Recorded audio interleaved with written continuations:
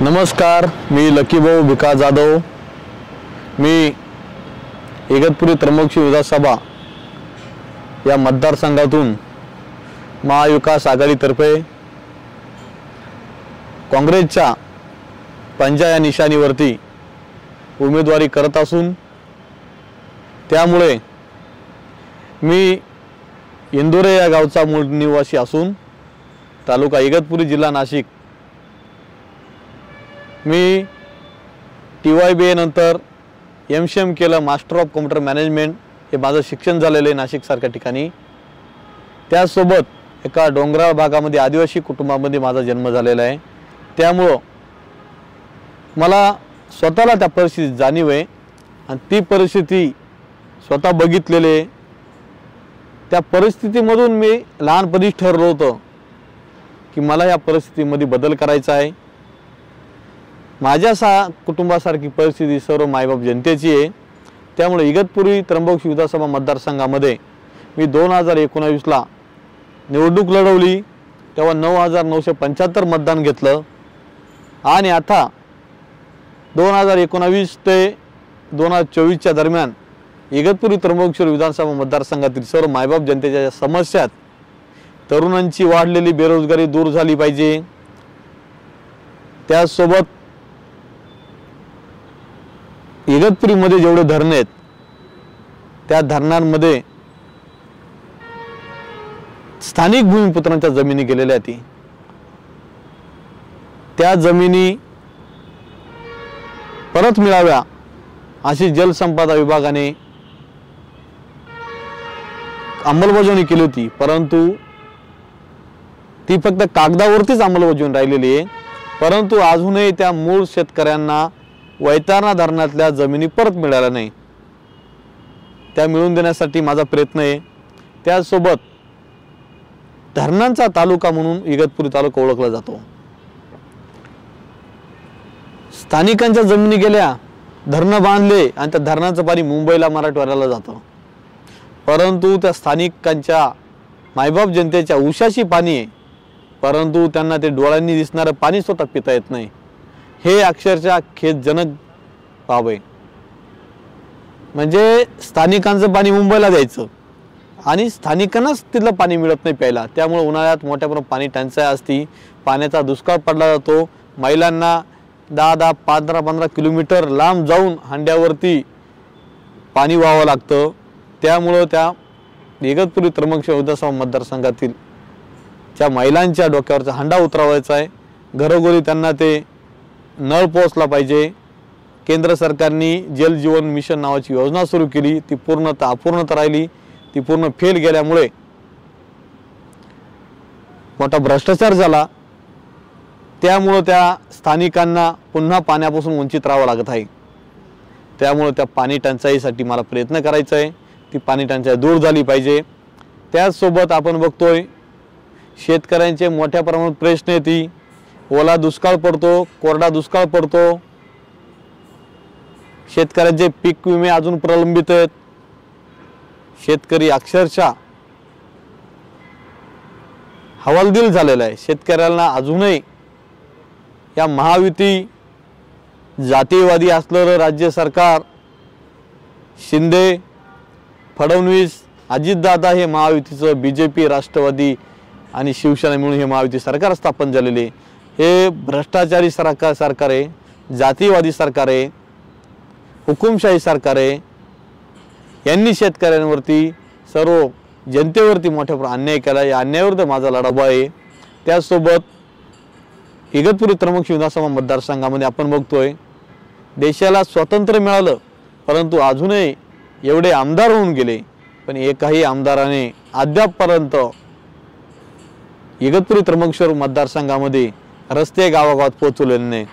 रस्ते जर झाले असते, आरोग्याच्या दळणवळणाच्या सुविधा झाल्या असत्या, परंतु रस्ता कुठेही दिसत नाही, फक्त कागदावरती दिसतो आणि आमचे आमदार हे ठेकेदारच राहून गेलेले तिथून मागचे। त्याच्यामुळे त्यांनी रस्त्यांच्या नावाखाली मोठा मलिदा लुटलेला आहे। त्यामुळे जुनवणेवाडी आपण इगतपुरीमध्ये बघतो, रस्ता नसल्यामुळे त्या एका गर्भवती महिलेला मृत्यूला सामोरं जावं लागलं। त्या गर्भवती महिलेचा अक्षरशः मृत्यू झाला फक्त रस्ता नसल्यामुळं। आणि याला कारणीभूत काँग्रेसमधून जे आताच भ्रष्टाचारी सरकारमध्ये, जातीवादी हुकुमशाही सरकारमध्ये ज्यांनी महायुती पक्षाकडून उमेदवारी घेतलेली ते ठेकेदार यांनी त्या इगतपुरी त्र्यंबकेश्वर विधानसभा मतदारसंघामध्ये काय विकास केला, काय नाही, यांच्याकडून किती समस्या सुटल्यात या तुम्हाला माहीत आहे। त्यांचं शिक्षण काय आहे, 4थी शिक्षण झालेले त्यांचं। सभागृहामध्ये इगतपुरी त्र्यंबकेश्वर विधानसभा मतदारसंघासाठी किती वेळा आवाज उठवला आहे। बेरोजगारी, पाणी, जमिनीचे प्रश्न, आरोग्य, वीज, ज्या मूलभूत गरजा आहेत त्या संदर्भात परत माझ्या मतदारसंघामध्ये व्यापारी वर्ग मोठ्या प्रमाणात आहे, त्यांच्यावरही मोठ्या प्रमाणात अन्याय होतो। व्यापारी वर्गाचे किती समस्या सोडवण्यासाठी विधानसभागृहामध्ये किती प्रश्न मांडले याचा जाब तुम्ही त्यांना विचारला पाहिजे। आणि किती वेळा प्रश्न मांडले हे तुम्हाला माहीत आहे, मांडले का नाही त्यांनी। त्यामुळे तुम्हाला तिथं भांडणारा उमेदवार पाहिजे, महायुती सरकारने विकत घेणारा उमेदवार पाहिजे। आरोग्याच्या सुविधा इगतपुरी त्र्यंबकेश्वर विधानसभा मतदारसंघामध्ये नसल्याने ॲम्ब्युलन्स सुद्धा त्या भागात फिरत नाही। इथल्या मागच्या आमदारांनी ॲम्ब्युलन्सची सुविधा जरी, फिरता दवाखाना जरी चालू केला असता तरीही लोकांना आरोग्याच्या सुविधेपासून लाभ मिळाला असता। पण माझं कर्तव्य आहे, माझी जबाबदारी आहे की इगतपुरी त्र्यंबकेश्वर विधानसभा मतदारसंघामध्ये रोज एक फिरता दवाखाना प्रत्येक गावामध्ये फिरला पाहिजे। त्या गावातील छोटे मोठे आजारची तपासणी झाली पाहिजे आणि त्या आजाराचं निदान केलं पाहिजे। त्यासाठी रोज आरोग्याच्या सेवेसाठी माझी फिरता दवाखान्याचं पथक रोज पूर्ण माझ्या मतदारसंघात फिरत राहील प्रत्येक गावामध्ये। त्यासोबत आपण आज बघतोय गुजरात बाउंड्री आहे, गुजरातच्या सीमेलगत अजूनही लाईट पोहोचलेली नाही, पूर्णपणे अंधारात ते लोक राहतात। फक्त दिवस उजाडल्यावरती त्यांना दिसतं, पण रात्री कुठलीही विजेची सुविधा नसल्याने त्यांना खूप संकटांना सामोरे जावं लागतं। त्यासोबत लाईट ही वाड्यापाड्यांवरती, डोंगर दऱ्यात, वस्त्यांवरती पोहोचली पाहिजे, यासाठी माझा प्रयत्न असणार आहे।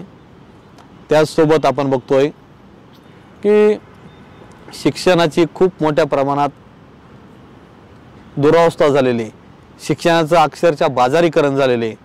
आपण जिल्हा परिषदेच्या शाळा जर बघतोय त्यांची अक्षरशः पडलेल्या अवस्थेत परिस्थिती आहे। पावसाळ्यामध्ये बदाबदा पाणी गळतंय, विद्यार्थ्यांना त्या बदाबदा पाणी पडणाऱ्या पावसात शिक्षण घ्यावं लागतंय, पडक्या भिंती आहेत। तरीही या महायुती BJP सरकारकडून अद्याप पण त्या शाळांची दुरुस्ती झालेली नाही। त्या शाळांची जर दुरुस्ती झाली तर जिल्हा परिषद शाळांमध्ये चांगले विद्यार्थी, चांगले गुणवत्ता घेतील। त्यासाठी माझी या विधानसभेच्या मतदारसंघातील मायबाप जनतेच्या विद्यार्थ्यांचे प्रश्न सोडवण्यासाठी माझा प्रयत्न असणार आहे।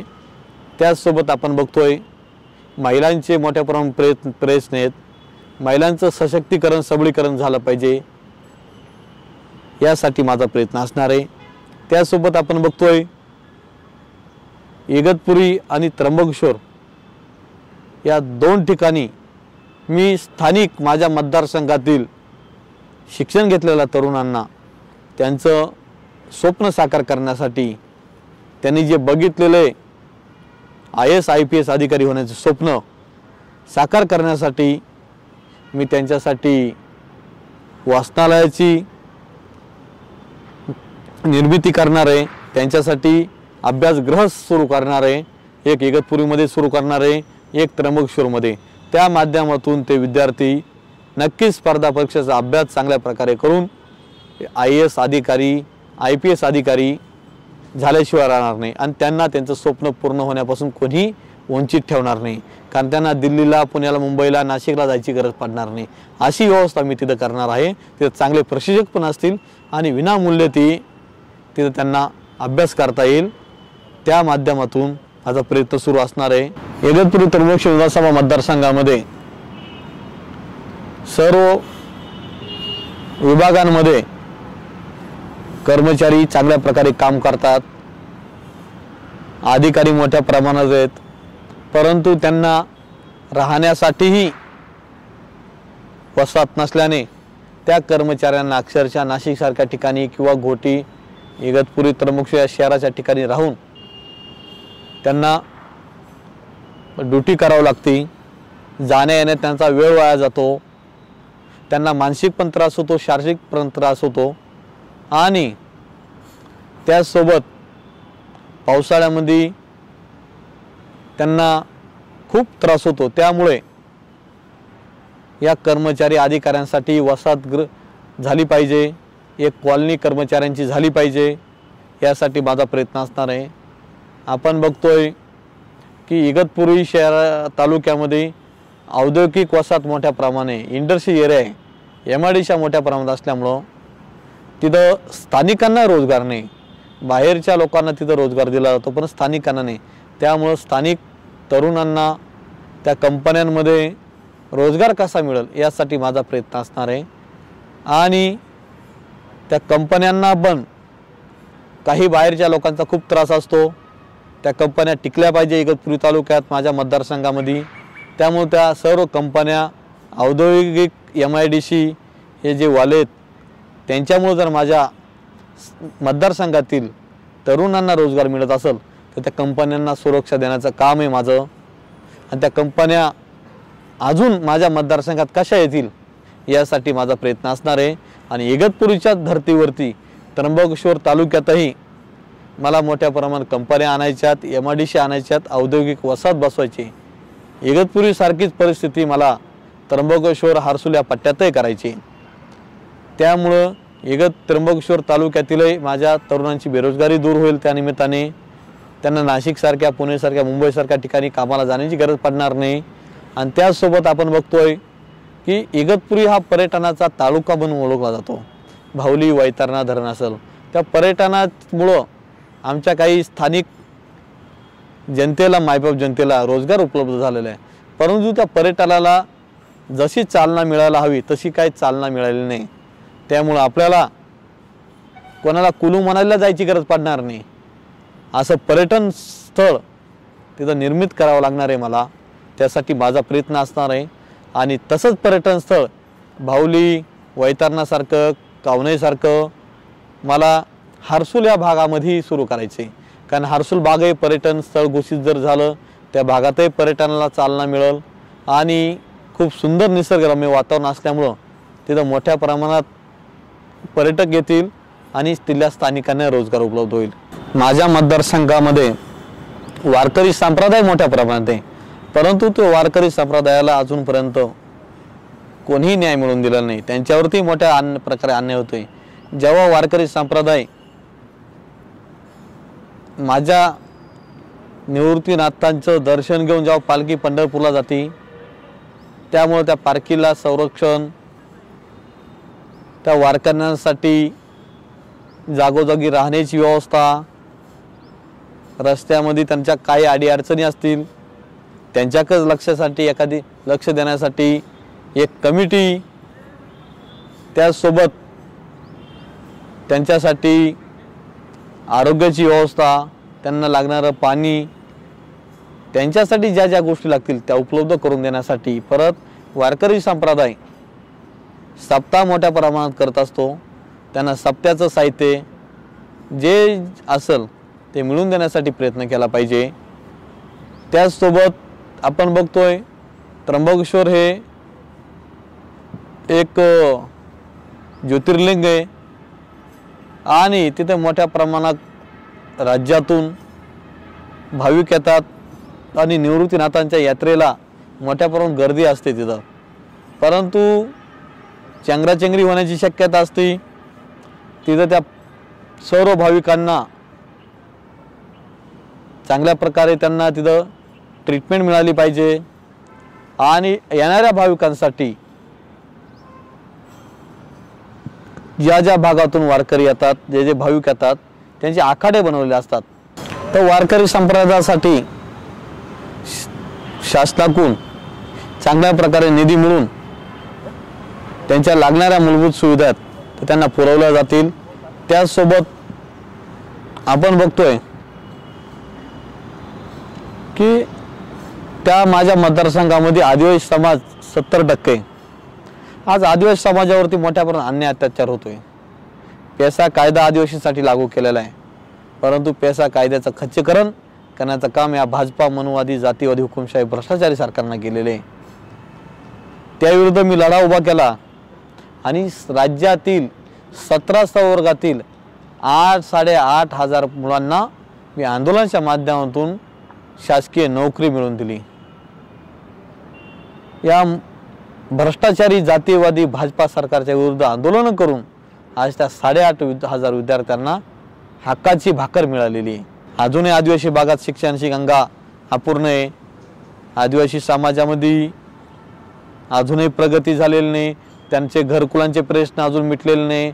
अजूनही आदिवासी समाजाला घरं नसल्यामुळे त्यांना पावसाळ्यात खूप हाल सोसावे लागतात। खेडोपाड्यात त्यांच्या भागात आरोग्य, रस्ते, वीज, लाईट, पाणी तिथं पण नाही।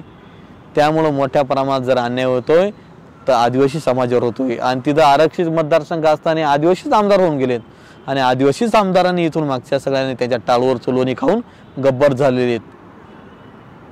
या गब्बरांनी आदिवासींच्या नावाचा निधी लुटलेला आहे। आदिवासींना तसंच त्यांनी विकासापासून वंचित ठेवलेले, रस्त्यावर आणलेले त्यांनी आदिवासींना। त्यामुळं माझ्या आदिवासी समाजाला न्याय मिळाला पाहिजे। शेवटच्या श्वासापर्यंत प्रामाणिकपणे माझ्या इगतपुरी त्र्यंबकेश्वर विधानसभा मतदारसंघातील माझी जी मायबाप जनता आहे, या जनतेची सेवा करायची जी मला महाविकास आघाडीतर्फे संधी मिळालेली आहे, काँग्रेस पक्षाचा पंजा या निशाणीवरती, तर हा काँग्रेस हा विचार इगतपुरी त्र्यंबकेश्वर विधानसभा मतदारसंघातील माझ्या मायबाप जनतेने जिवंत ठेवलेला हा विचार अजून बुलंद करण्यासाठी, अजून जिवंत ठेवण्यासाठी मला चांगलं काम करायचं आहे। आणि नक्कीच तो काँग्रेसचा बालेकिल्ला असल्याने अजून तो बालेकिल्ला कसा मजबूत होईल काँग्रेसचा, हे मला करायचं आहे। आणि माझ्या मतदारसंघात कुठल्याही जातीपातीचं राजकारण न करता एक माझं कुटुंब म्हणून, त्या घराचा, माझ्या मतदारसंघाचा कुटुंब प्रमुख म्हणून मला काम करायचे। कारण माझा मतदारसंघ हाही माझं कुटुंब असणार आहे आणि कुटुंबासारखं प्रेम माझ्या कुटुंबातील सर्व मायबाप जनतेला देणार आहे। आणि माझ्या कुटुंबातील माझ्या मायबाप जनतेच्या ज्या छोट्या मोठ्या ज्याही गरजा असतील त्या पूर्ण करायच्या आहेत। आज आपण बघतोय नामदार बाळासाहेब थोरात साहेबांनी HMT सारखं एक मोठं भव्यदेव हॉस्पिटल उभं केलं। त्यामुळे आदिवासी भागातील सर्व समाज बांधवातील जनतेला आरोग्याची सुविधा तिथं उपलब्ध झालेली आहे। मोठमोठे ऑपरेशन तिथं मोफत होतात। अशाच पद्धतीने HMBTची एक शाखा हर्सूल सारख्या ठिकाणी जर उपलब्ध झाली तर नक्कीच तिथल्या मायबाप जनतेला चांगल्या प्रकारे न्याय मिळेल। आणि आपण बघतोय की 2026 साली कुंभमेळा येतोय कावनई आणि त्र्यंबकेश्वर येथे, तिथंही त्या कुंभमेळ्यात चांगलं नियोजन करून आपलं नाव कसं मोठ्या प्रमाणात कुंभमेळ्याचं या जगामध्ये प्रसिद्ध होईल, कुठलाही गालबोट न लागता कुंभमेळा कसा यशस्वी होईल यासाठी प्रयत्न करायचा आहे। आपण बघतोय माझ्या मतदारसंघातून मुंबई आग्रा हायवे गेलेला आहे, शिर्डी मुंबई हायवे गेलेला आहे, समृद्धी महामार्ग गेलेला आहे, परंतु त्या रस्त्याच्या कडेला गावं येते। गावचा मनुष्य जेव्हा रस्त्यावरती येतो कधी रात्री बिरात्री, त्याचा गाडीच्या दणक्याने ॲक्सिडेंट होतो, उडवला जातो तो। परंतु त्या गावकऱ्यांना अजिबात त्या ॲक्सिडेंटपासून सुरक्षा मिळत नाही। रोज त्या मुंडेगाव सारख्या ठिकाणी, असे मुंडेगाव सारखे बरेच गाव येते, तिथं रोज ॲक्सिडेंट होतात रात्रीच्या दरम्यान। परंतु नॅशनल हायवेवाल्यांनी कुठलीही सुरक्षा तिथं राबवलेली नाही। हे मृत्यूचं प्रमाण कमी व्हावं, कोणाचाही मृत्यू होऊ नये, आमच्या गावांची चुकी आहे का, रस्त्याच्या कड्याला गाव आहे तर त्या गावच्या लोकांना न्याय मिळाला पाहिजे, ते ॲक्सिडेंट होणार नाही यासाठी आपण चांगला प्रयत्न केला पाहिजे। आणि रस्ते व दळणवळण विभागाकडून सुरक्षा कशी देता येईल आणि ॲक्सिडेंटचं प्रमाण कसं कमी होईल यासाठी आपण प्रयत्न करणार आहे। त्याचसोबत मोठे खड्डे पडलेले असतात, ते खड्डे पडल्यामुळं टू व्हीलरवाल्यांचा मोठ्या प्रमाणात मृत्यू होतोय आणि त्यामुळे ते खड्डेमुक्त रस्ता झाला पाहिजे, हायवे झाला पाहिजे। आणि पावसाळ्यामध्ये खूप वाईट परिस्थिती असते त्या खड्ड्यांमुळं।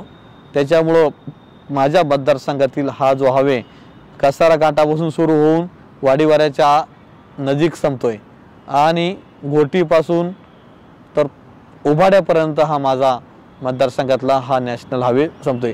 त्यामुळे मला याच्यासाठी हा रस्ता चांगल्या दर्जाचा सतत राहिला पाहिजे, तरच ॲक्सिडेंटचं प्रमाण कमी होईल आणि खड्डेमुक्त रस्ता करायचा मला।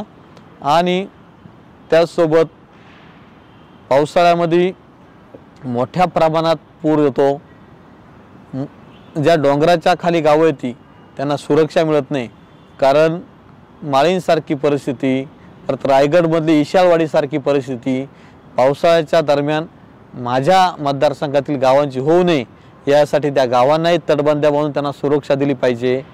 भाम धरण आहे माझ्या मतदारसंघात, पावसाळा सुरू झाला त्या भाम धरणाचं पुनर्वसन त्या गावकऱ्यांचं धरणाच्या खालीच केलेले चुकीच्या पद्धतीने। पावसाळा चालू झाल्यावरती त्या धरणाचं पाण्याचा पाझर डायरेक्ट त्या घरांमध्ये येतोय, म्हणजे त्या लोकांच्या जमिनी त्या धरणात गेल्यात। त्यांचं चांगल्या ठिकाणी पुनर्वसन केलं असतं तर त्यांच्या घरांमध्ये पाणी आलं नसतं, ओला आला नसता, परंतु त्यांना पावसाळ्यात पाण्यातच झोपावं लागतं। त्यामुळे त्यांनाही चांगल्या प्रकारे कसं न्याय मिळवून देता येईल यासाठी प्रयत्न करायचा आहे। यासोबत अशा भरपूर समस्या आहेत, त्या समस्यांवरती काम करायचं आहे। त्यामुळं माझ्या मायबाप जनतेने मला प्रचंड मताने निवडून द्यावं।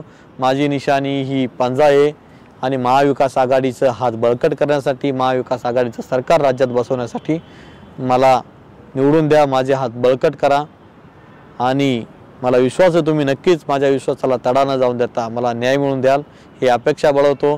पुन्हा एकदा सर्व माझ्या मायबाप जनतेला जय आदिवासी, जय शिवराय, जय भीम, जय महाराष्ट्र। गरिबांच्या मनामनातला आमदार, उच्च शिक्षित आणि शानदार लकी भाऊ जाधव यांना बहुमतांनी विजयी करा। वाजवून टाकणार, गाजवून टाकणार, वाजवून टाकणार, गाजवून टाकणार, झाली तुफानी तयारी।